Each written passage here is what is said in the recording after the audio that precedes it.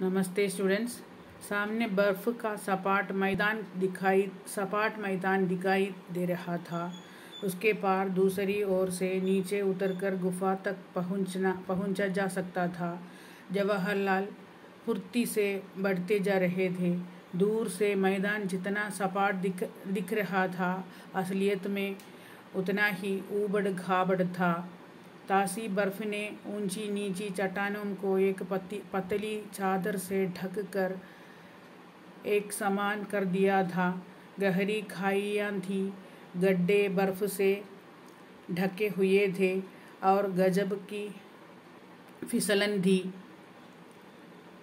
कभी पैर फिसलता और कभी बर्फ में पैर अंदर धंसता जाता।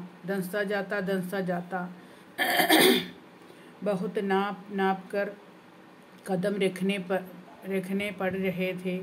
ये तो चढ़ाई से भी मुश्किल था, पर जवाहरलाल को मज़ा आ रहा था। तभी जवाहरलाल ने देखा, सामने एक गहरी खाई मुँह फाड़े निकलने के लिए तैयार थी। अचानक उनका पैर फिसला, वे लड़खड़ाए और इससे पहले कि संभाल पाए वे खाई में गिर पड़े। क्या है? सामने बर्फ का सपाट मैदान दिखाई दे रहा था। माने क्या है? प्लेन मैदान। सपाट मैदान माने क्या है? प्लेन आयटला मैदान सामने में दिखाई दे रहा था। उसके पार दूरी ओर से नीचे उतरकर गुफा तक पहुंचा जा सकता था। उस समतल को पार करके नीचे उतर करके चाहिए उधर पहुंचना, अमरनाथ गुफा तक पहुंचना। नीचे उतरना है, समतल क्रॉस करके नीचे उतरकर उधर पहुंचना है। जवाहरलाल फुर्ती से बढ़ते जा रहे थे। वो बहुत जोश से, उत्साह से, फुर्ती से माने क्या है? उत्साह से बढ़ते जा रहे थे। उत्साह से आगे बढ़ जा रहे थे। दूर से मैदान जितना सपाट दिख रहा था, असलियत में उतना ही ऊबड़ खाबड़ था। दूर से हमें दिखने के लिए सपाट था, प्लेन था, लेकिन ऊबड़ खाबड़ माने क्या है? बम्पी, കുണ്ടും കുഴിയും നിറഞ്ഞതായിരുന്നു. ഊബഡ് ഖാബഡ് മാനെ ക്യാ ഹെ? ബമ്പി, അതായത് നിറയെ കുഴിയും കുണ്ടും കുന്നും ഒക്കെ ഉള്ളതാണ്. तासी बर्फ से ऊंची नीची चट्टानों को एक पतली चादर से ढककर एक समान कर दिया था।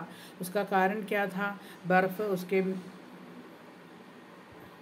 ऊपर, उस चट्टानों के ऊपर ढक कर था. അതായത് ആ പാറയുടെ മുകളിലൊക്കെ മഞ്ഞിങ്ങനെ പുതപ്പ് പോലെ വിരിച്ച് കിടക്കണം. അതുകൊണ്ട് കുണ്ടും കുഴിയെന്ന് അറിയില്ല, ശരിക്കും സമതലാണെന്ന് തോന്നും അല്ലേ? समतल माने क्या है? प्लेन प्लेस आनंद तोന്നും. लेकिन वो प्लेन प्लेस नहीं था, उधर ऊबड़ खाबड़ था, बम्पी था। गहरी खाइयाँ थी। खाई माने क्या है?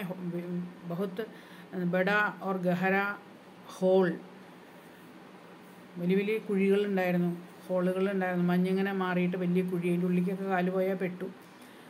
गहरी खाइयाँ थी, गड्ढे बर्फ से ढके हुए थे. गड्ढे माने क्या है? ഹോൾസ് തന്നെ. പിറ്റൊക്കെ ഇങ്ങനെ മഞ്ഞ് കവർ ചെയ്ത് കിടക്കണം. അതുകൊണ്ട് എവിടെയാണ് പിറ്റ്, എവിടെയാണ് കുന്ന ഒന്നും അറിയില്ല, സെയിം ലെവലിൽ കിടക്കുകയാണ്. और गजब माने क्या है? आबत, कलामिटी. गजब की फिसलन थी. क्या है उधर का? कलामिटी क्या है?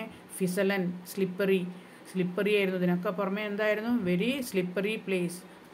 कभी पैर फिसलता और कभी बर्फ में पैर अंदर धंसता जाता. धंसना माने क्या है? ഉള്ളിലേക്ക് ഇങ്ങനെ ഇതായിട്ട് പോവുക, കാല് ഉള്ളിലേക്ക് പോവുക, താണു പോവുക.